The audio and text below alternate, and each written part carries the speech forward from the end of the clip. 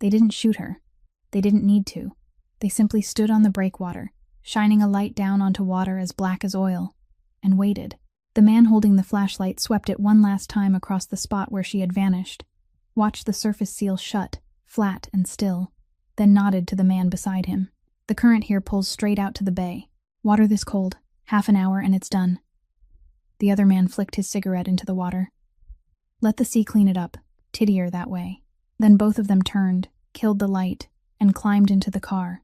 They called in to report that the woman carrying the one thing that could bury their entire corporation was now lying at the bottom of the bay along with their secret. They were certain of it. And they were wrong. Wrong about the current. Wrong about the cold. Wrong about a mother who had nothing left to lose. Because at that very moment, less than 300 meters away, in the still water behind a row of rotting wooden pilings, a numb hand was still gripping a drifting plank and refusing to let go. If this story moves you, leave a like and share it so it can travel further. And don't forget to subscribe to our channel to follow this woman's full journey toward justice. Dawn came to the northern harbor in a gray, reluctant kind of light, as though even the sun itself didn't want to look down upon these waters. Walt Hagen had been at the dock before daybreak, as he'd done for the past 40 years, because fish didn't wait for men who slept late, and poverty didn't either. He pulled his small boat out of its berth, his hands wrapping the rope with a habit worn deep into his bones, his breath leaving him in cloudy white puffs in the skin cutting cold. The surface of the bay lay flat and still, almost motionless, with only the soft slap of water against the rotting wooden pilings, making a faint crackling sound like someone tapping impatient fingers. He'd been about to start the engine when he froze. Something was lying where it shouldn't have been in the quiet water behind the row of pilings, the place where trash and drifting wood often washed in and got trapped. A dark shape, longer than an ordinary piece of timber, with an outline that made his heart tighten before his mind could give it a name. Walt narrowed his eyes. Then he saw the hand, a human hand, deathly pale, clinging to the edge of a drifting plank with a stubbornness that didn't belong to the living. The fingers were curled tight, the fingernails blue-gray, but they wouldn't let go. Even though the rest of the body had gone limp with the movement of the water, that hand still held on. Walt didn't shout. He didn't waste a single second. He yanked the starter cord, brought the engine to life, steered the boat around the pilings, and as he drew closer, he spoke to that motionless body in a hoarse voice, coaxing her the way a man might soothe a wounded animal. "I'm coming. I'm here now. Don't you let go." She was a young woman, maybe not yet 30. Her hair was plastered to her face in dark streaks. Her skin was the color of cold ash, and her lips had taken on that bluish-purple shade Walt had seen only once in his life, on the face of a drowned fisherman they'd pulled from the water too late. But this one wasn't too late. When he slid his arms beneath her shoulders and pulled, he felt a breath, thin and broken like a thread about to snap, but real. Hauling a water-soaked body into a small boat wasn't easy for an old man, but Walt did it, with everything that was left in the two arms the years had worn down. He laid her in the bottom of the boat, stripped off his heavy coat, and covered her with it, and only then did he notice the strange thing. Her right hand had let go of the plank, but her left hand wouldn't let go of what it was holding. Her fingers were clenched around something small, pressed tight against her chest, so fiercely that the tendons stood out beneath her bloodless skin. Walt tried gently to loosen her grip, only to see what she was holding, but that hand tightened even more, and from deep in her throat came a sound without words, the resistance of an instinct still awake while everything else had gone under. He pulled his hand back. "All right," he said softly. "You keep it. You just keep it." Walt knew who this harbor belonged to. Everyone here knew. This land, this water, every warehouse and every boat sat under the watch of Caleb Voss, and a woman half alive and half dead washing in from the bay wasn't something an old fisherman could decide on his own. He pulled the old phone from his coat pocket, his fingers stiff from the cold, as he dialed the number he'd been told to call only when something was truly serious. The phone rang twice. A man's voice answered, deep and strangely alert for that hour. "It's Walt, out at the East Dock," he said, his eyes never leaving the woman's face. "I just pulled someone out of the water. A girl. She's still breathing, but barely." He paused for a beat, then added the thing that sent a chill crawling down his own spine. "She's holding something in her hand, holding it like it's worth more than her life. And I think someone wanted her dead." The other end of the line went silent long enough for Walt to hear the water striking the side of the boat. Then that voice came again, slow and without the slightest hesitation, giving a brief command. "Don't let anyone else see her. I'm sending my people now." About half a mile from the east dock, inside a warehouse where murky yellow lights spilled down over the cold concrete floor, Caleb Voss stood perfectly still, and it was his stillness that made the whole room hold its breath. In front of him, a man named Dax was sweating despite the bitter weather, his hands twisting together, his mouth stammering out explanations no one in the room believed. On the wooden table between them sat a crumpled stack of money and a debt ledger, the very thing Dax had used to force the small vendors at the harbor to pay extra every week. A fee Caleb himself had never allowed. Caleb didn't shout. Men who had worked for him long enough understood that when he raised his voice, something might still be saved. But when he spoke softly, the matter had already been decided. Right now he was speaking very softly. He picked up the ledger, turned through a few pages, his eyes passing over names he recognized. A widowed fish seller, an old net mender, a young couple who had just opened a coffee stand at the head of the dock. All of them people least able to fight back. That was what made his jaw tighten. "You know my rules, don't you, Dax?" he said, setting the ledger down on the table carefully, almost gently. "This harbor has its laws. The strong aren't allowed to touch the weak. Not because I'm kind. Because the day people start tearing at those who can't tear back, this place stops being mine. It becomes a market for vultures." Dax opened his mouth to argue, to say it was only a few spare dollars, that they could still pay it. But Caleb lifted one finger, and the man fell silent. "A few spare dollars to you," Caleb said, "is a whole week of food for them. You take food from the mouths of people weaker than you and call it nothing. That's what I despise most in this world." He gave a signal, and Eli Brandt, the quiet man who had been leaning against one of the support posts all this time, stepped forward and placed a hand on Dax's shoulder. It wasn't brutal, but it was heavy enough for the man to understand he no longer had a choice. Caleb didn't need to do anything more.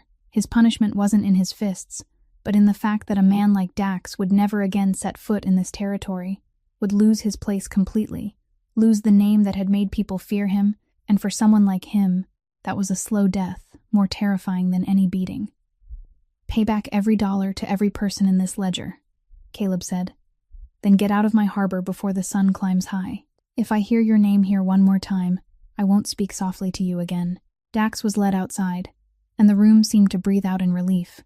But Caleb had already turned away, all his attention drawn toward the window, where the sky was shifting from black to gray. That was when the phone in his pocket vibrated. He looked at the screen, saw old Walt's number from the dock, and knew at once that something had happened, because the old man hadn't called him in all these years unless the ground beneath their feet was about to split open.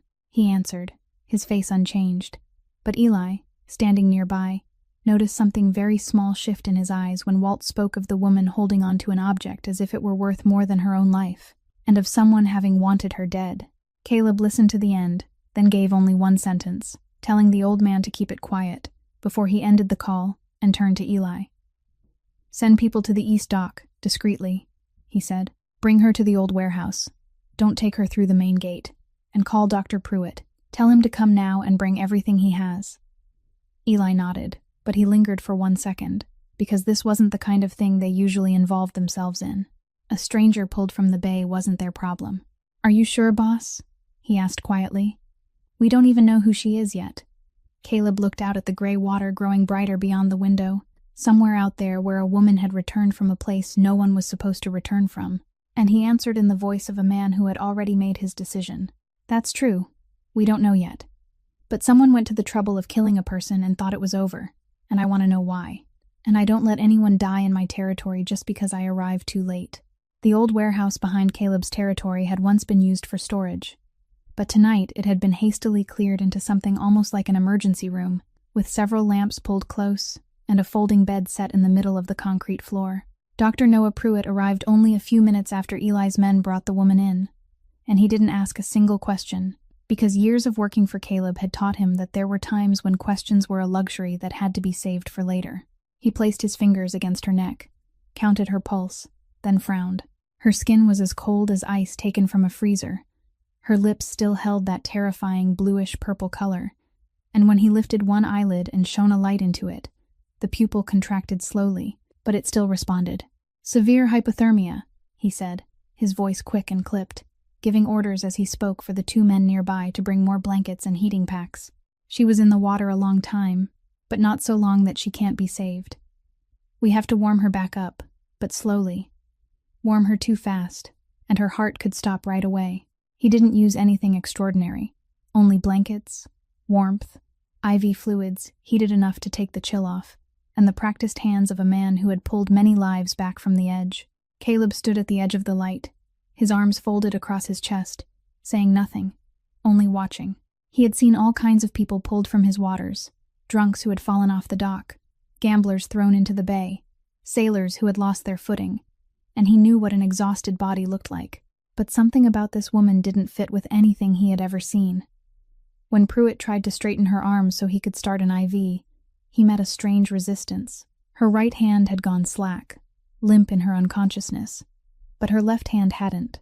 Her fingers were still clenched around the small object pressed tight against her chest, so tightly that the tendons stood out in clear lines beneath her pale skin, and when Pruitt tried gently to separate each finger and see what she was holding, her whole body tensed.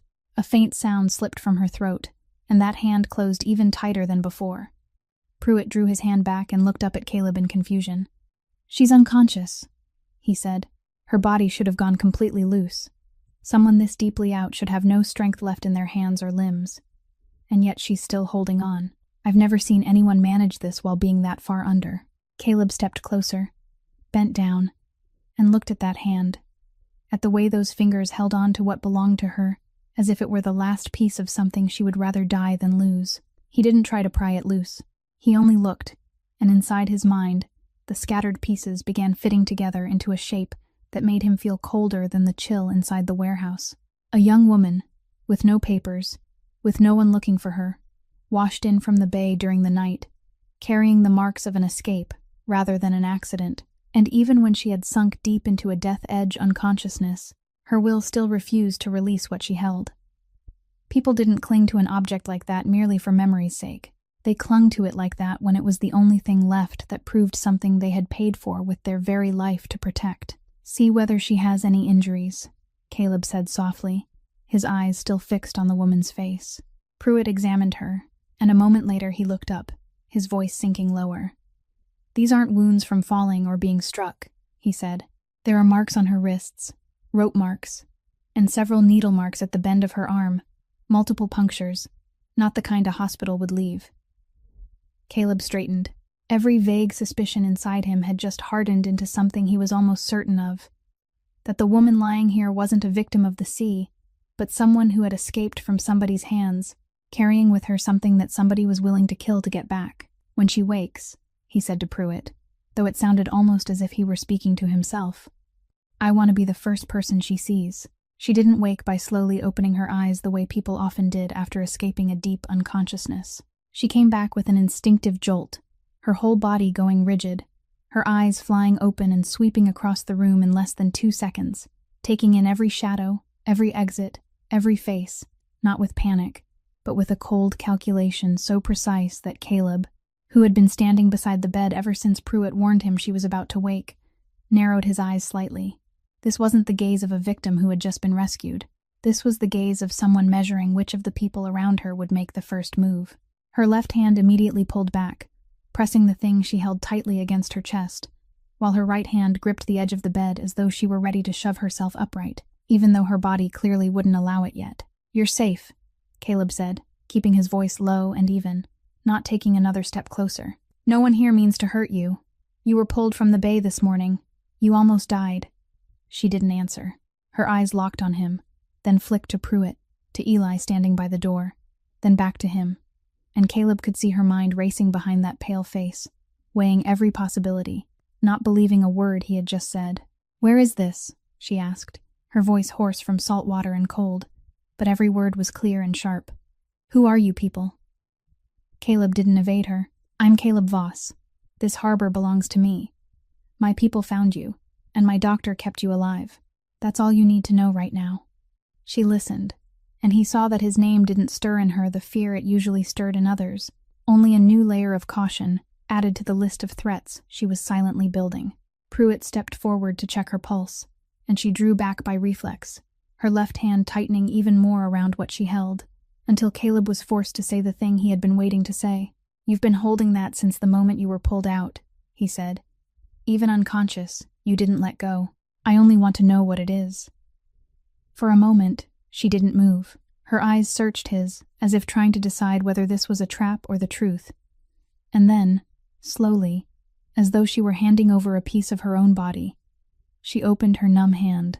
The whole room looked, and the thing lying in her palm wasn't a weapon, wasn't a document, wasn't anything that would make people kill to get it back.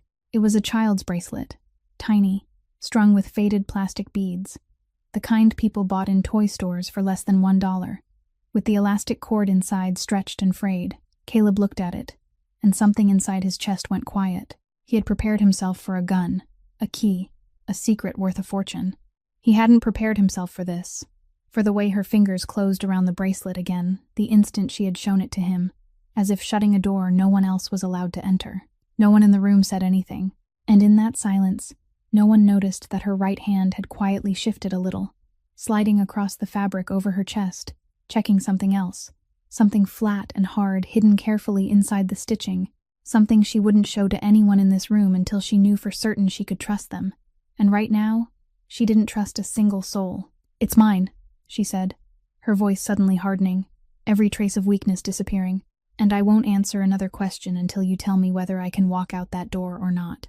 Caleb looked at her for a long time, and instead of giving the answer she was waiting for, he simply pulled a chair closer and sat down across from her, calm as a man who had all the time in the world. "You can leave," he said, "as soon as you're strong enough to stand without falling. But before you go, I think you should hear this, because I believe you're smart enough to understand it. They think you're dead, and if you walk out that door right now, they'll soon know they were wrong."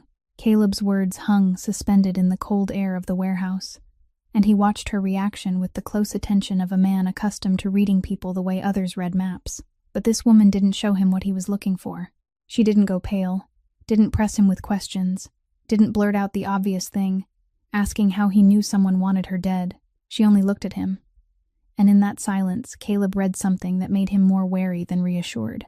She already knew they thought she was dead, and she was calculating how much he knew. That wasn't the reaction of a bewildered victim. It was the reaction of someone used to living among people who hunted her. "What's your name?" he asked. She stayed silent for a beat long enough for him to understand that the name she was about to give might not be real. "Marin," she answered. "Only one word. No last name. Nothing more." "Marin what?" "Marin is enough." Caleb nodded slowly, as if she had just confirmed something he already suspected. In his mind, another possibility was growing. One, his line of work forced him to consider first, that this woman hadn't drifted into his territory by chance. He had enemies, people patient enough and cruel enough to stage something like this. A woman half alive and half dead left at his front door, clutching some mysterious thing, enough to stir his compassion, so he would bring her inside his circle and open the door wide for something far worse to follow. "Let me speak plainly to you, Marin," he said, his voice still even, though the slight warmth from before had gone out of it. "A person with no papers, dropped into the water right at the edge of my harbor, carrying a secret you refuse to explain, while someone has just tried to kill you. Put yourself in my place. Would you believe a story like that? Or would you think someone had sent you here for a reason?" For the first time since she had awakened, something flickered in her eyes, not fear, but a tired contempt, as though she was far too used to being suspected as a piece in someone else's game.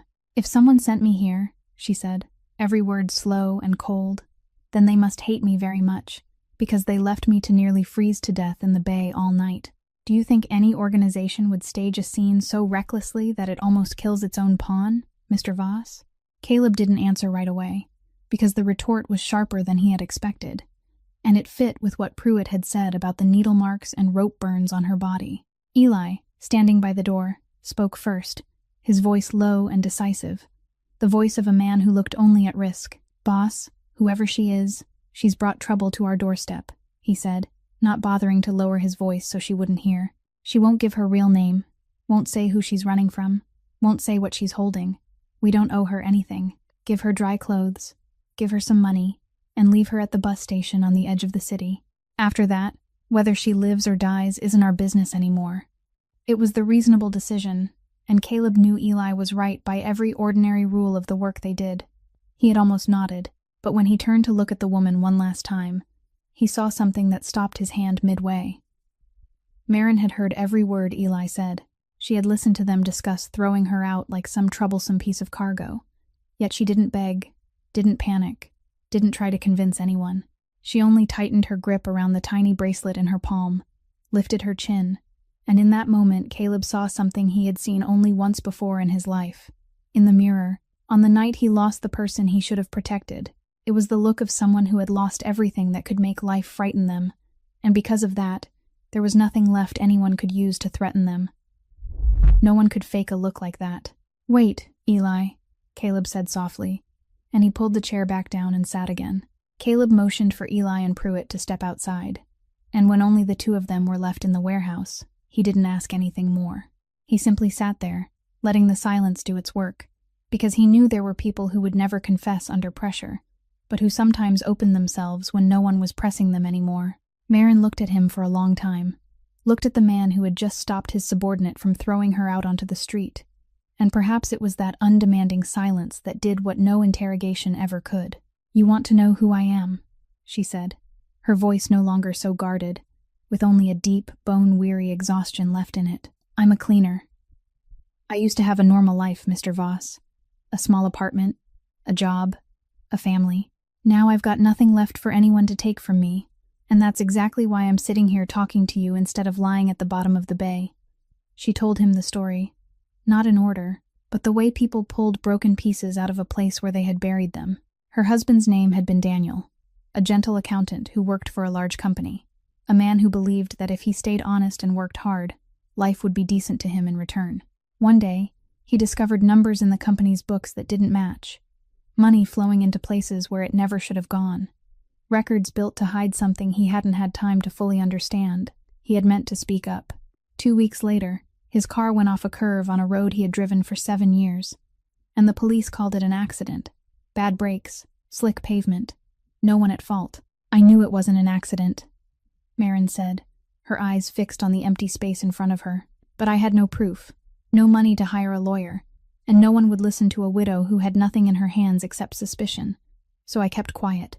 I cleaned other people's places to pay off the debts he left behind, and I told myself I had to keep living, because I still had one reason." She stopped, and for the first time, her voice trembled a little. Her left hand opened, revealing the faded bracelet of plastic beads resting in her palm. "My daughter," she said softly. "Lily. She made this bracelet at school, then put it on my wrist, and told me that from then on, we'd wear matching bracelets, so no matter where I went, I'd remember her. She made one exactly like it for herself."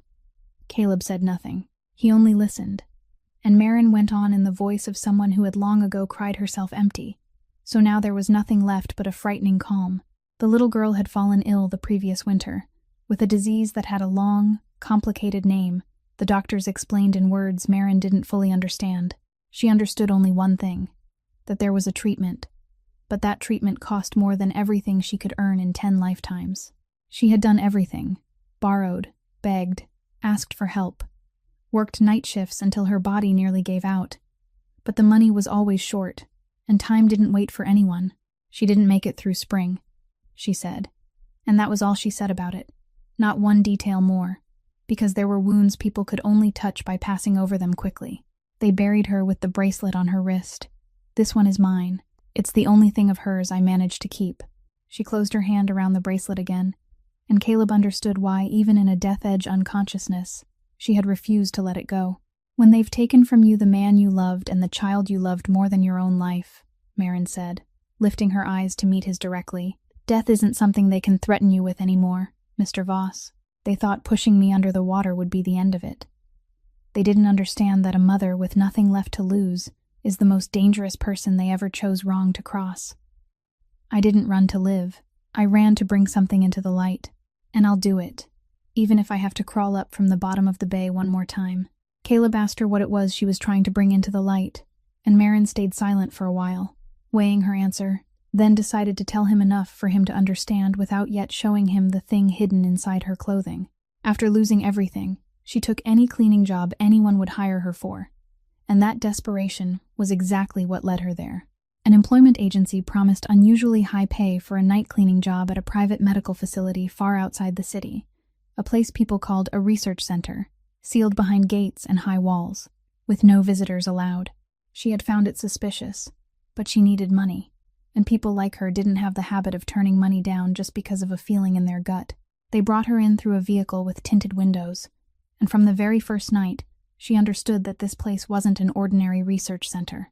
There were hallways she wasn't allowed to enter, doors that opened only with key cards, and people in the rooms beyond that she glimpsed through the glass panes.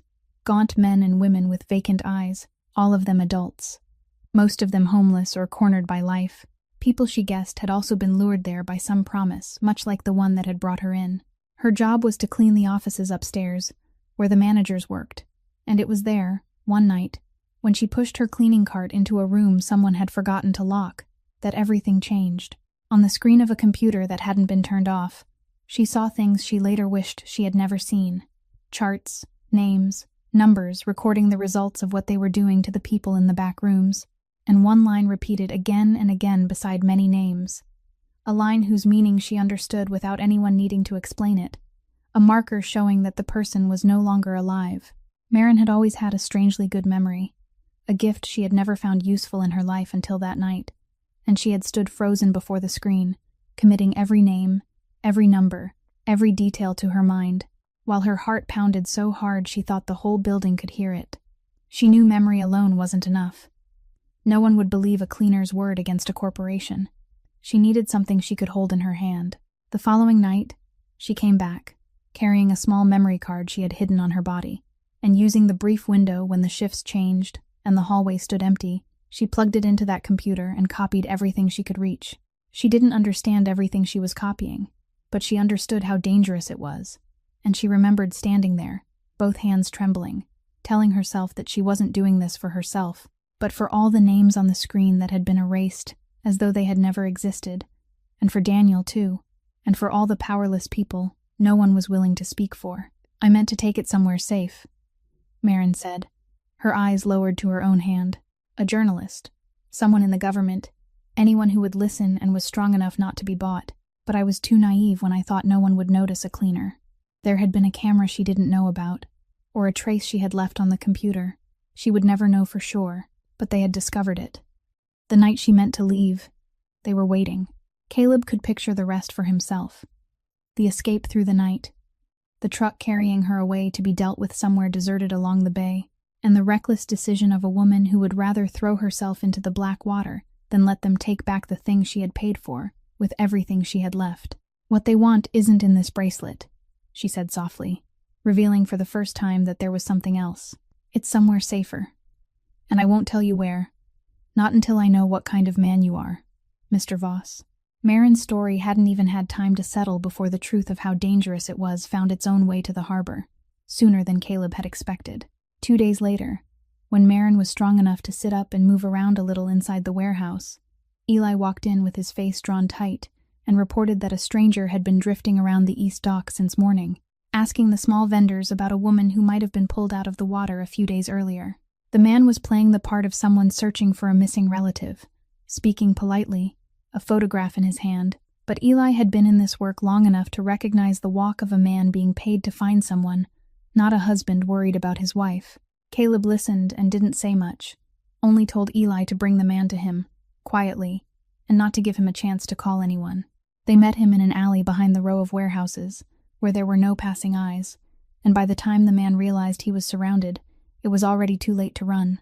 Caleb didn't rush. He stood facing the man, looked him over from head to toe, noting the expensive shoes that didn't fit the role of a poor husband searching for his wife, noting the way the man's hand instinctively moved toward his hip, where something should have been if Eli hadn't already taken it away. "Who are you looking for?" Caleb asked, his voice so calm that the man's trembling showed even more clearly than it would have if Caleb had shouted. The man tried to hold on to the act, stammering about a missing sister, holding out the photograph, and that was his mistake, because the face in his hand was Marin's, captured secretly from some camera angle inside the facility, a weary face beneath white lights that only the people who had held her there could have had. Caleb took the photograph, looked at it for a while, then handed it to Eli, and when he turned back to the man, Every trace of calm had disappeared, replaced by a coldness those who worked for him knew was the most dangerous sign of all. The man tried to break free, and what happened next was quick and clean, not drawn out, not showy. Caleb wasn't the kind of man who took pleasure in violence. He regarded it as a tool that had to be used in the proper measure, and this time, the measure was just enough for the man to understand that he had stepped into a place where he should never have set foot. When it was over, the man sat collapsed on the ground, breathing hard, his performance shattered, and Caleb bent down until he was level with his eyes. "I'm going to tell you what happens now," he said softly. "You'll go back and tell whoever paid you that you found nothing, that the woman really is dead, exactly as they thought. Because if you say otherwise, or if I see even one more of your people wandering around my harbor, then the place you're hiding won't stay hidden for long. I don't need to know who you are. I only need to know that you chose the wrong ground to bring your filth to." The man was released, carrying the message in a fear large enough that he wouldn't dare lie to the person who had paid him, and when his shadow vanished beyond the mouth of the alley, Eli turned to Caleb. "So she was telling the truth," he said, and it wasn't a question. Caleb nodded, his eyes still fixed on the direction the man had disappeared. Until that moment, he had still left room for the possibility that Maren had invented part of her story. But no one sent a man all the way to the harbor, carrying a photograph taken secretly inside a facility, to hunt for a pawn they themselves had planted. Maren's enemy was real, their fear was real, and that meant the thing she was hiding was real as well, dangerous enough to make people search for a body they thought was already lying at the bottom of the bay. When Caleb returned to the warehouse, he saw Maren leaning against the doorway, her face pale. She had heard fragments of what had just happened. "They found me," she said, her voice quiet but not panicked. Caleb stopped in front of her, and for the first time since she had awakened, he spoke to her not in the voice of a man questioning her, but in the voice of someone who had just chosen to stand on her side. "They think they found you," he corrected, "but from now on, if they want to touch you, they'll have to go through me first." The promise Caleb had made to Maren wasn't something he had thrown out just to get through the moment, and by the very next morning, he began doing what he did best, not fighting, but pulling at each thread of a network until the whole net showed itself. He had no way to break into a corporation's computer system, and he didn't intend to try, because he understood his own limits as clearly as he understood his own power. His power lay in the ground beneath his feet, in the harbor where not a single shipment came or went without his people knowing about it. Maren had told him that they had taken her to the facility in a vehicle with tinted windows, and that most of the people being held there were homeless, desperate, cornered people, the kind who could disappear without anyone filing a report, without anyone going out to look for them. Caleb understood that in order to gather that many people and move them to some discreet place outside the city, whoever stood behind it had to have a transport line, and a line like that, if it passed through this area, had to touch his harbor somewhere. He summoned the men who had worked the docks for years, the loaders, the drivers, the warehouse watchers, and he asked them about unusual shipments, trucks arriving at strange hours, containers they had been told not to touch, extra money paid so people would look the other way. At first, they hesitated, because everyone understood that there were things at the harbor it was better not to know. But Caleb was a man they trusted, and when he made it clear that this involved people using his harbor to traffic human beings, the silence broke. One piece after another began to take shape. There was a warehouse at the western edge, leased under the name of a shell company, where several times a month, trucks arrived at midnight, sealed tight, never opened for anyone to inspect. There was a dock manager who had taken money to turn a blind eye, a man Caleb would deal with later. And by following those trucks, Caleb's people found the name hidden behind layer after layer of shell companies. A pharmaceutical corporation with a polished and respectable face called Lowell Bioworks, with a man named Garrett Lowell sitting at the top, his face still appearing on financial news programs and at charity events, praised as an innovator bringing hope to millions of patients. Caleb sat for a very long time before the information his people had gathered, and the more he read, the more something inside him cooled into a cold anger, far more frightening than rage, because this wasn't about one greedy man stealing money. This was a carefully calculated machine, built to turn people no one cared to notice into test subjects, choosing its victims precisely because of their invisibility, because of the certainty that when they vanished, the world wouldn't even blink. They had chosen the weakest, the loneliest, the least able to fight back. Exactly the kind of people Caleb had sworn all his life to protect, and they had done it systematically, profitably, with expensive suits and smiles on magazine covers. Eli stood beside him, watching his boss's face, and he knew very well what that quiet stillness meant. "It's much bigger than we thought," Eli said softly. "This isn't some local thug. This is an empire, with money, with connections, with the law itself sheltering it. If we touch it, we're touching something that can strike back at us in ways bullets can't stop."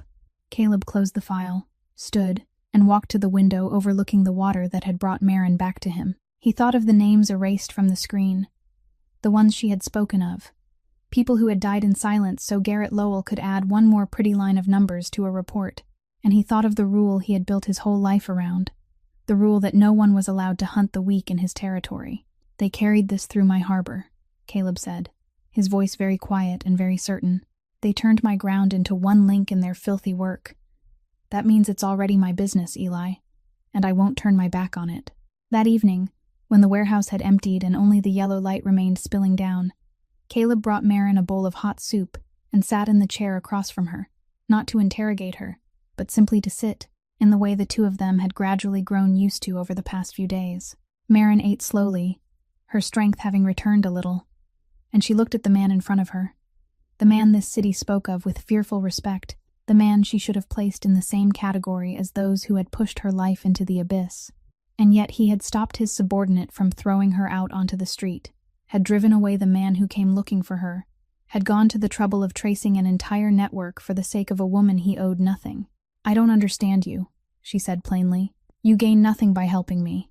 I have no money, no power, nothing to repay you with. People say you're ruthless. So why are you doing all this?" Caleb didn't answer right away.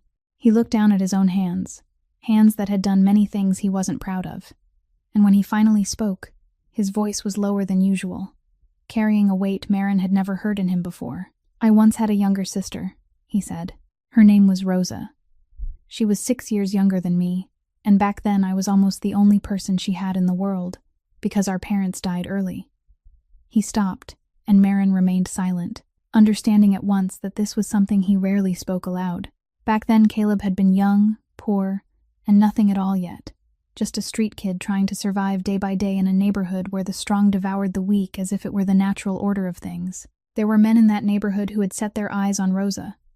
Men with money, men with people behind them, men with more than enough power to take what they wanted without fearing anyone. And Caleb, who at the time was only a boy with nothing in his hands, hadn't been strong enough to protect his sister. "I tried," he said, his eyes fixed on the empty air, as though he were looking at a place very far away. "But trying isn't enough when you have nothing and the other side has everything. I promised her I would keep her safe. I didn't keep that promise." He didn't tell her the details of what had happened to Rosa, and Maren didn't ask, because she understood the language of those silences better than anyone. She recognized in his voice the same note she carried inside herself, the note of someone who had lost the person they should have shielded, then lived the rest of their life with that hollow place. "After I lost her," Caleb continued, "I swore to myself that I would never be weak again. I built everything I have now, and people fear me. People call me ruthless, and they're right. I can be very ruthless. But there's one thing I'll never forgive, no matter who does it, no matter why. The strong hunting the weak. Every time I see it, I see Rosa, and I couldn't save her, but I can save others." The whole room sank into a silence that wasn't awkward at all, but instead was filled with a kind of understanding that didn't need to be spoken. Maren looked at him, and for the first time since everything in her life had collapsed, she felt that she was sitting before someone who didn't look at her with pity, but with the eyes of a person who had walked through the same hell and knew exactly what it left behind. "Lily and Rosa," she said softly, speaking the names of the dead as though placing them side by side. "We both carry a name we couldn't save." Caleb lifted his eyes to hers, and in that moment something shifted between them, not the hurried affection of strangers, but the slow recognition of two wounds with the same shape, finding each other in the dark. No one reached across the table. No one said another word about what had just begun. They only sat there, two people who had once believed they had used up every last bit of their ability to trust anyone. Quietly letting the silence between them speak for everything neither of them was ready to name. The understanding that had only just begun between them hadn't yet had time to settle before Maren sat up straighter, and Caleb realized there was something she had been holding back, a burden she still hadn't set down. She looked at him for a while, as though deciding whether to hand him the last part of the story, and then she spoke, her voice quiet but firm. "There's something I haven't told you. I didn't run away alone. When I was still inside, there was a girl. Her name was Hannah." She stopped, and Caleb saw her hands tighten around each other. She was so young, barely in her early 20s, lured there just like I was, with a promise of work. They kept us close to each other. At night, when everything went quiet, we talked through a crack in the wall. She was the only person who made me feel like I was still human in that place. Marin told him that it was Hannah who had helped her on the night she escaped, who had created a distraction, who had given her the precious little window of time she needed to slip out, even though it meant Hannah herself had to stay behind and face the consequences. "Before I left," she said, and this time her voice broke a little. She held my hand through the crack in the wall and told me, "Go. If you can get that thing out, then you have to come back for me. Don't let me die here like the others." I promised her. I promised I would come back. She lifted her eyes to Caleb, and in them there was no longer the wariness of those first days, only raw, naked guilt. I jumped into the water carrying the evidence, but I also left her behind. Every night I lie here, safe, with warm blankets and people standing guard. I think about Hannah still being in there, and I don't know how much longer she'll stay alive. Caleb listened, and he understood that this was what had kept this woman from collapsing, not merely a hunger for justice, but a promise made to a living, breathing human being who was still waiting for her in that dark place. He also understood something colder, something his experience forced him to say aloud. "Marin, you need to hear me on this," he said.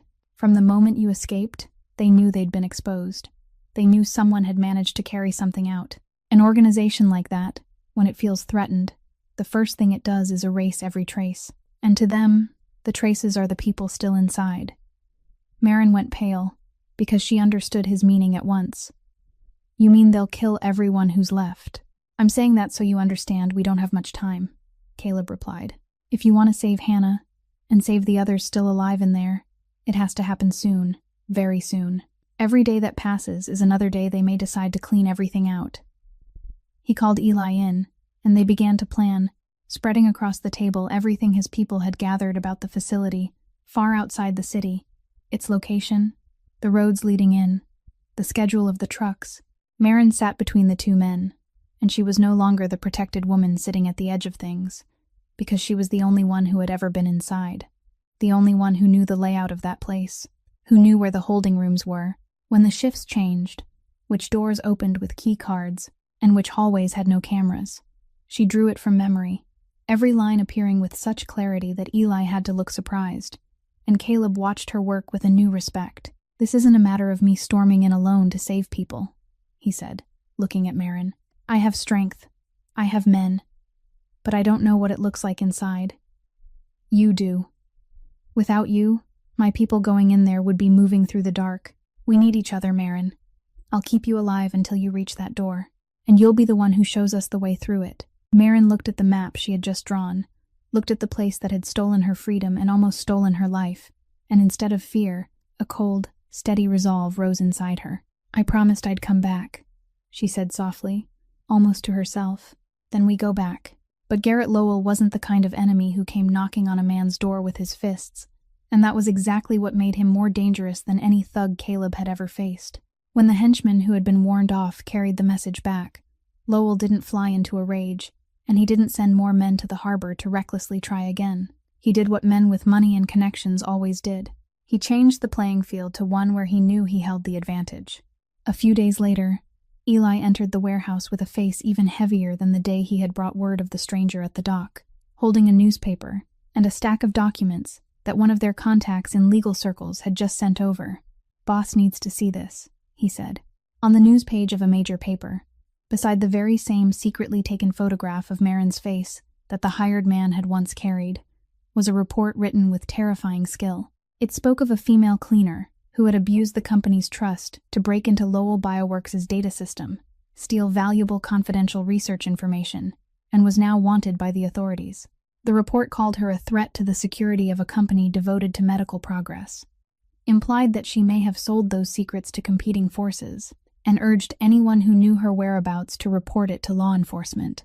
Marin read it over Eli's shoulder, and a dry, bitter laugh escaped her.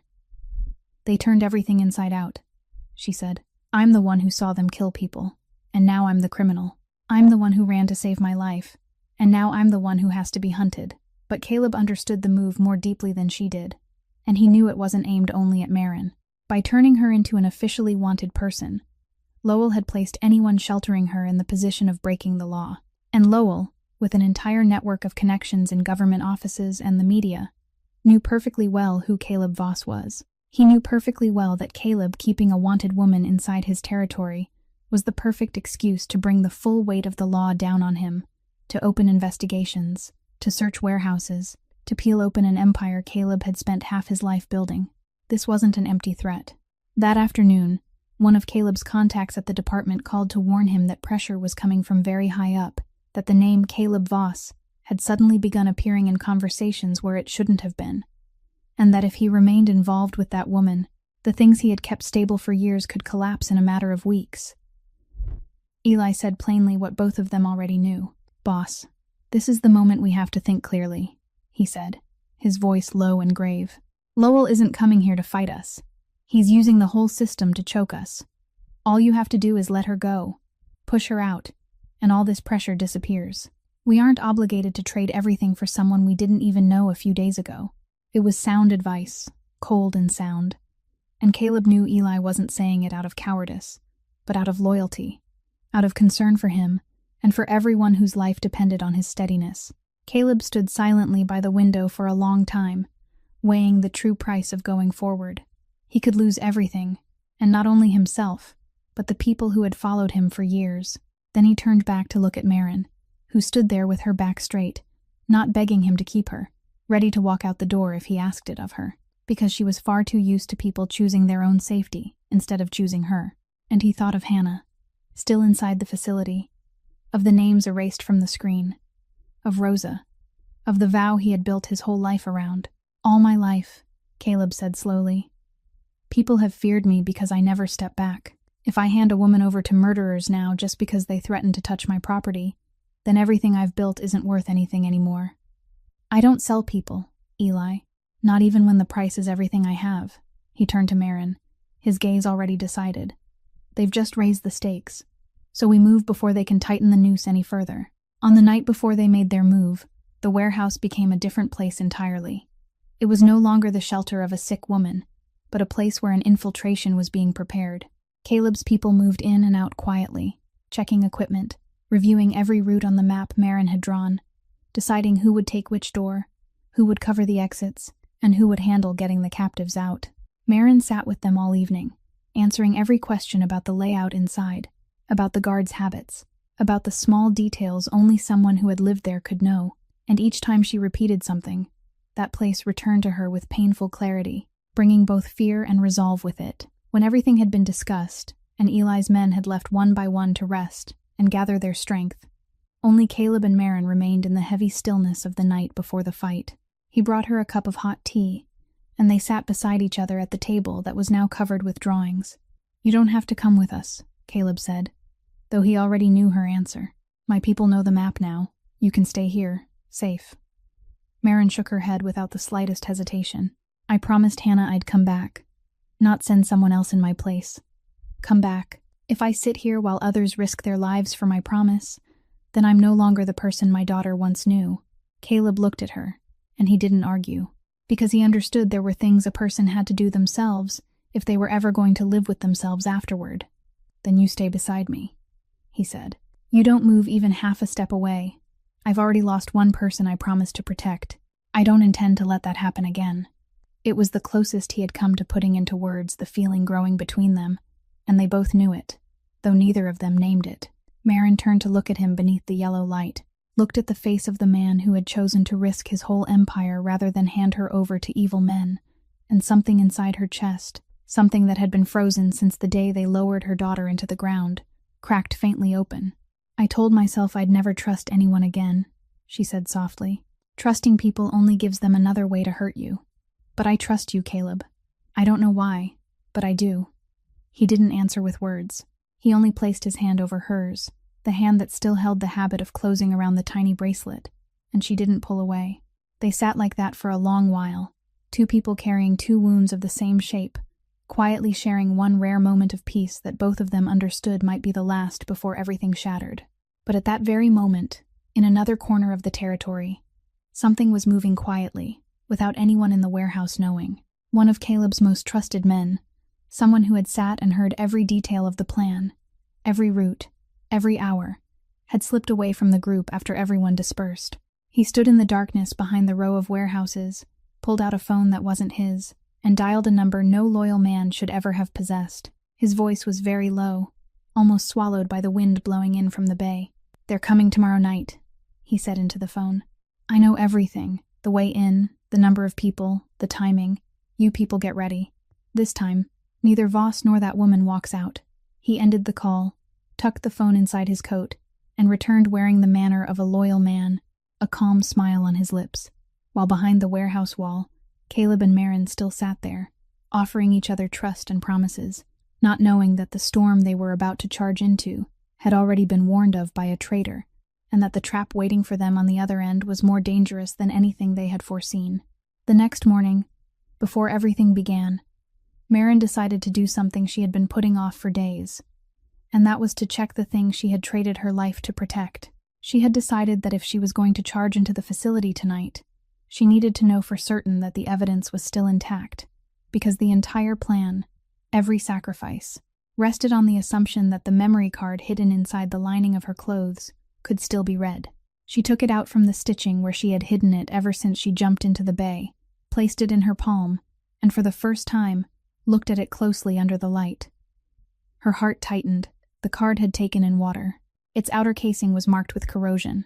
One corner was cracked, and when Pruitt, the only person there who knew a little about machines, tried to plug it into a laptop to check it, the screen only showed a cold error message. Over and over again, no data appeared. Not one name, not one number, not one fragment of what she had seen on the screen on that fateful night. Pruitt tried again in every way he knew, tapping, drying it, plugging it in and pulling it out again, but the card stayed silent as a stone. "Salt water," he said softly, not daring to look into her eyes.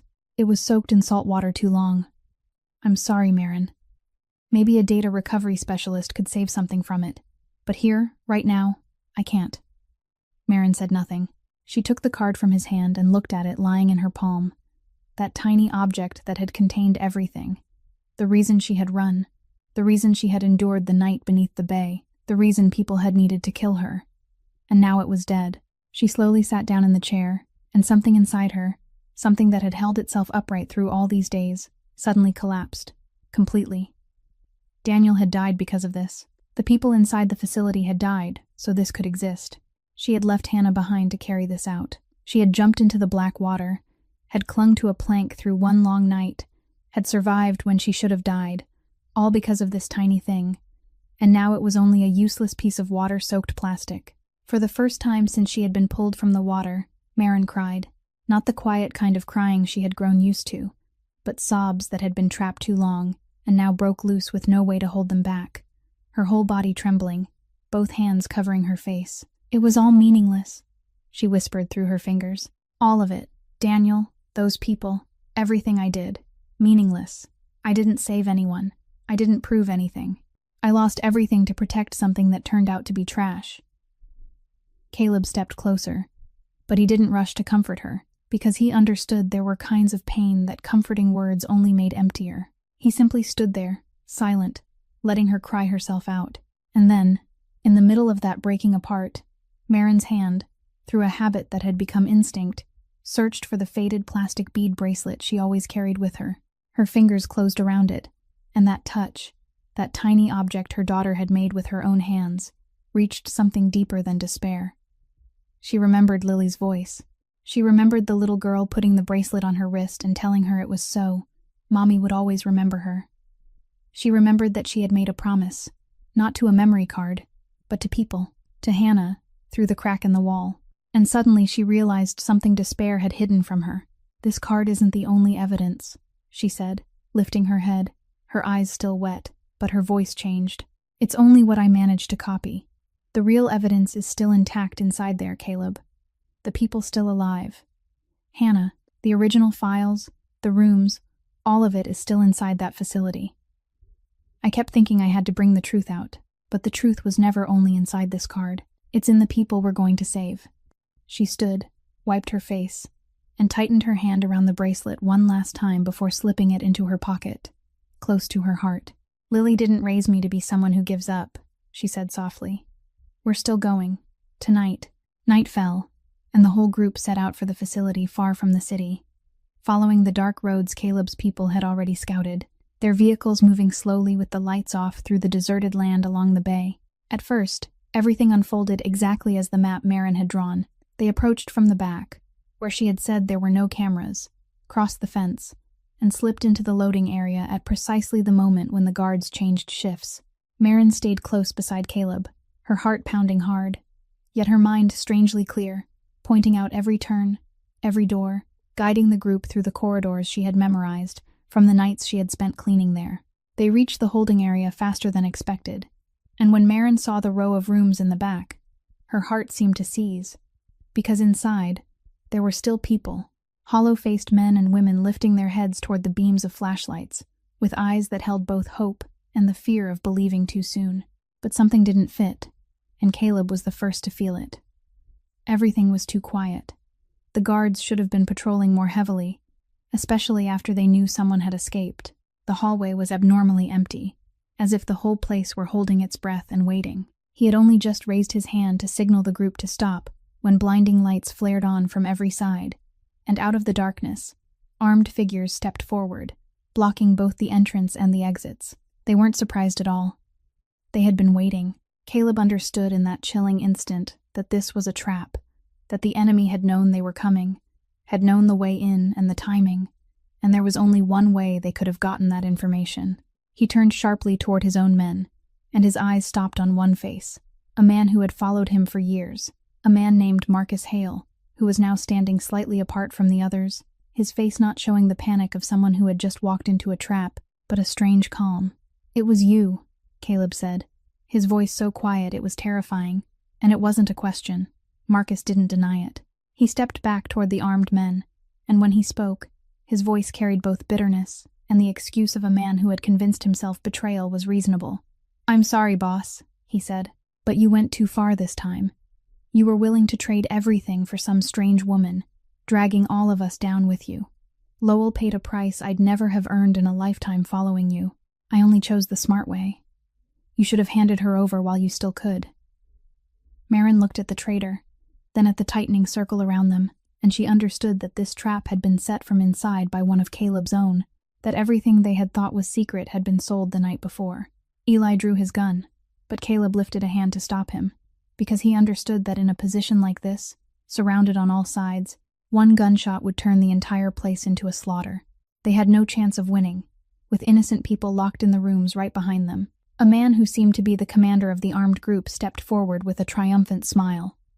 "Mr. Voss," he said, "Mr. Lowell sends his regards.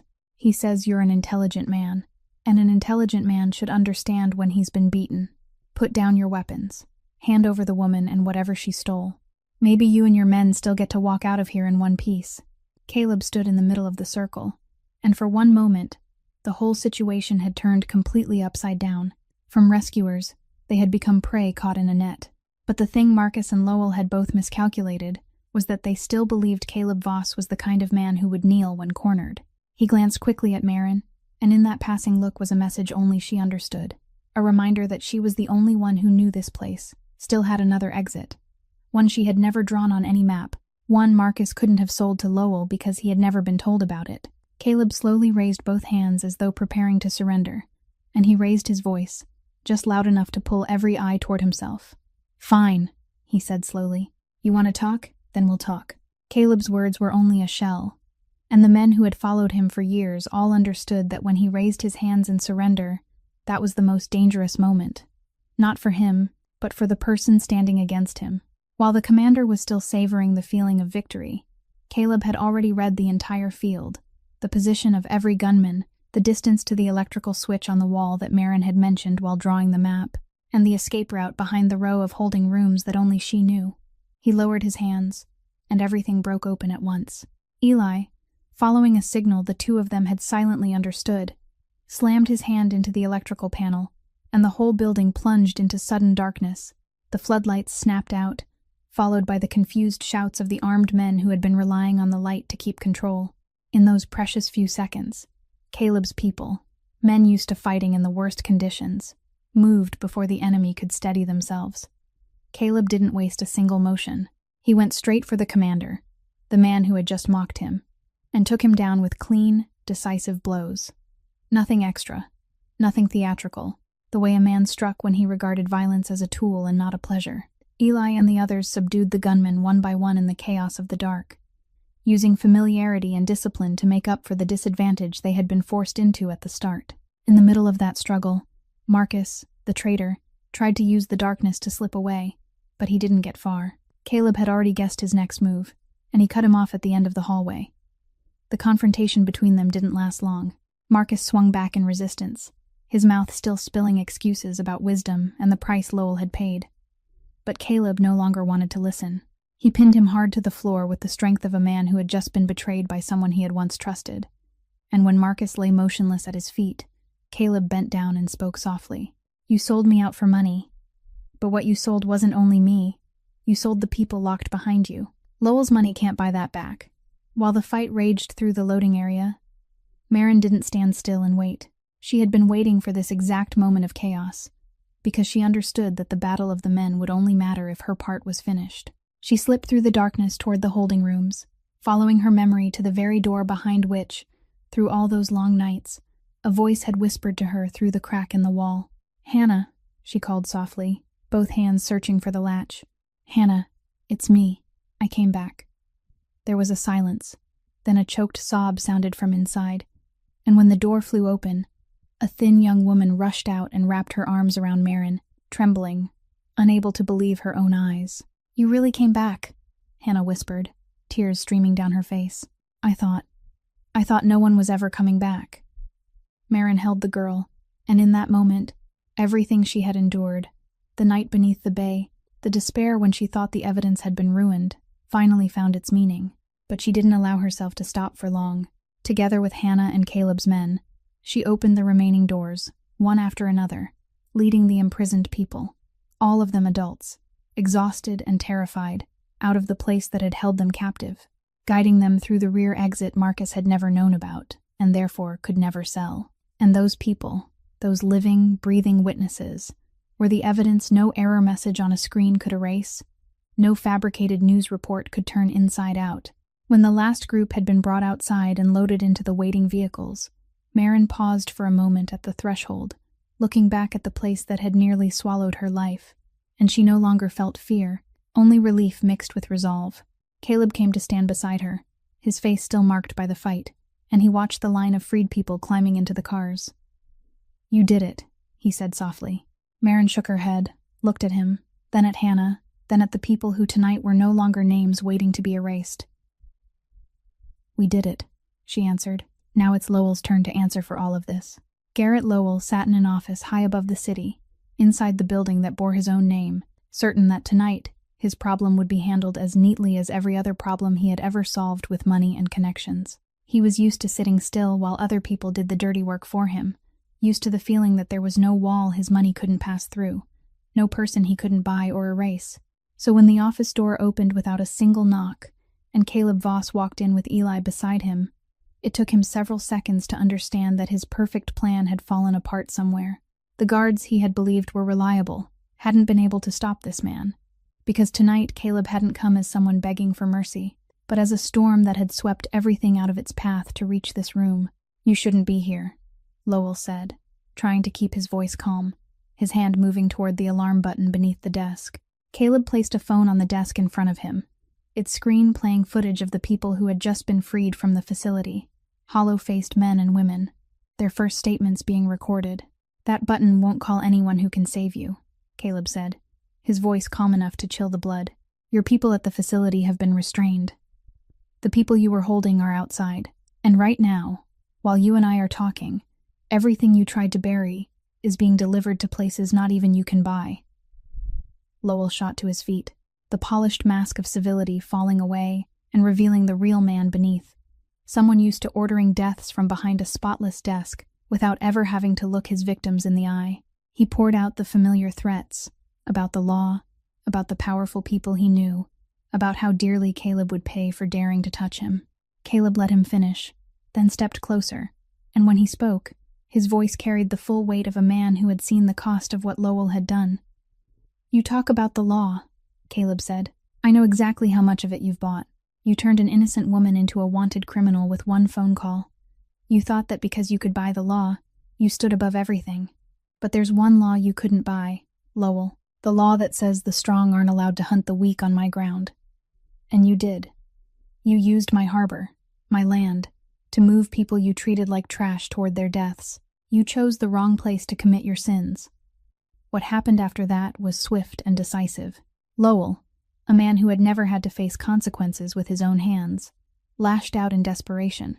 But he was no match for a man who had risen from streets where survival was decided by will. Caleb subdued him without difficulty, and he didn't need brutality to make him understand, because for a man like Lowell, the most terrifying thing wasn't the blow itself, but the moment when he realized that all his money, all his power, all the walls he had built between himself and the world had collapsed, and for the first time in his life, he was completely helpless. "You're not going to die tonight," Caleb said softly, holding him down. "That would be a mercy you don't deserve. You're going to live, and you're going to watch everything you built fall apart. Every person who once knelt before you turn their back. Every secret you buried get dragged into the light. You're going to pay in the exact way you fear most, by staying alive with nothing left." Outside, the machinery Marin had set in motion began to move in a way that could no longer be stopped. The testimonies of the rescued victims, the living, breathing people Lowell thought he had erased, were delivered into the hands of journalists and people in government who hadn't been bought, people for whom the truth this time was too large, too alive, to ignore. The empire Garrett Lowell had spent years building, an empire that had stood firm on the silence of the powerless, began to crack from the very voices of those powerless people rising at last. And this time, no phone call he made could silence them. Once the truth had escaped the walls that had held it prisoner, it spread at a speed Lowell's money could never outrun. In the days that followed, the name Lowell Bioworks, once tied to glossy magazine covers and carefully polished charity events, began appearing in the papers in an entirely different way. This time, it wasn't a fabricated story arranged by a powerful hand, but the testimony of dozens of living, breathing people, survivors Marin and Caleb had brought out of the facility, people the world had chosen not to see before. They spoke of how they had been lured there with promises of work, of what had happened behind doors locked by key cards, of the friends who had shared their fate and then vanished, never to return. And when those stories were placed beside one another, they fit together in a way no one could deny, drawing the full picture of a machine that had treated the lives of the powerless as disposable material. Marin, who had once been turned into a wanted criminal, now became the most important witness. She sat through one meeting after another with investigators and prosecutors, recounting every detail, from the night she saw the names being erased on the screen to the journey of her escape. Her strange memory, the gift she had never found useful in all her life, now became the sharpest weapon, because she could recite names, numbers, and details that no damaged physical evidence could dim. The memory card soaked in seawater turned out not to be necessary in the way she had once believed, because as she had realized in her most desperate moment, the real evidence had never been a piece of plastic, but the people themselves. This time, the legal system couldn't be bought, not because the people inside it had suddenly become clean, but because the truth had become too large, too public, too alive for anyone to dare close their eyes and ignore it. Once the press had reported it, once the public had grown outraged, once dozens of victims had spoken at the same time, the network of connections Lowell had once relied on to shield himself became the very thing that turned away from him fastest, because no powerful person wanted to be seen standing on the same side as a crime the whole world was condemning. The people who had once taken his money hurried to deny any involvement. The doors that had once opened for him slammed shut, and every link in his operation, from the dock manager who had taken money to look away from the midnight trucks to the people who ran the facility, was dragged into the light one by one. Garrett Lowell was arrested as his empire collapsed around him, exactly as Caleb had told him it would. He lived to watch everything he had built fall apart, to watch every person who had once knelt before him turn their back. The rescued victims slowly began to reclaim their lives, receiving care, having their identities restored, being heard after all those years of being treated as invisible.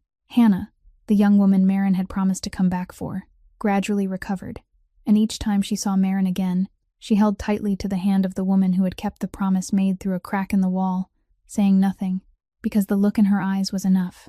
Marin sat and listened as the prosecutor read the long list of charges Lowell and his accomplices would face, and she thought of Daniel, of the husband who had died simply because he had dared to see the truth and intended to speak, the man whose death had once been called an accident and buried along with her doubts.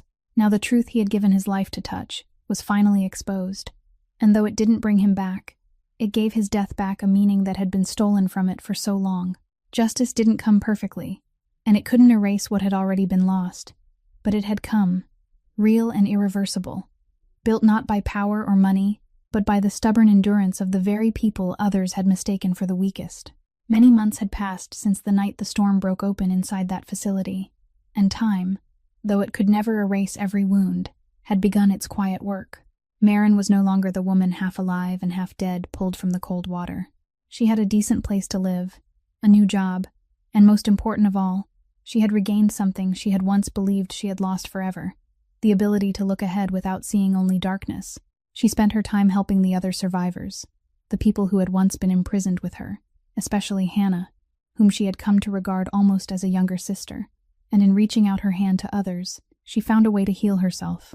Caleb was still there, not loudly, not forcefully, but in the way of a man who had always been more used to showing love through actions than through words. The relationship between them grew slowly and steadily, not the kind of feeling that flared up and burned out, but the bond of two people who had once believed they had no trust left to give, now learning again how to lean on each other.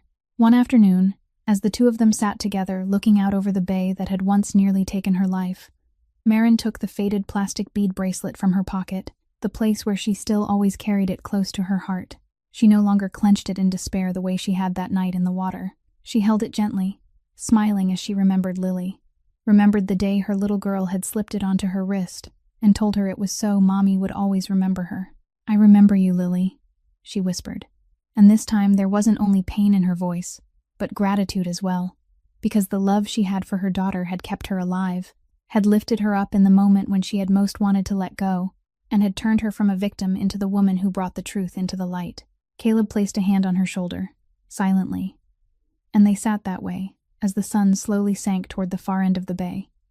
Two people carrying the names of those they hadn't been able to save, yet no longer being pulled under by those names, but carried by them toward a life that was more decent and more worthy.